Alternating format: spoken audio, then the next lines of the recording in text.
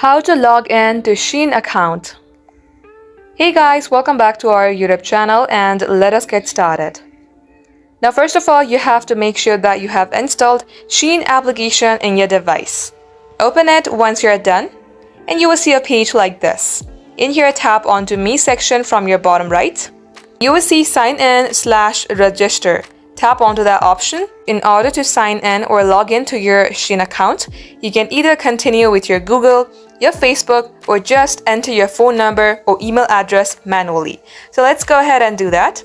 Enter your phone number or email address, then tap on continue. At the next page, you have to enter the password.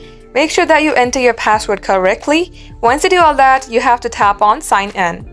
And just like so, this is how you can get logged into your Shein account. If you tap on the Me section again, you will see your username or your email address on your top corner. That wraps up today's tutorial. Thank you all for watching the video till the very end.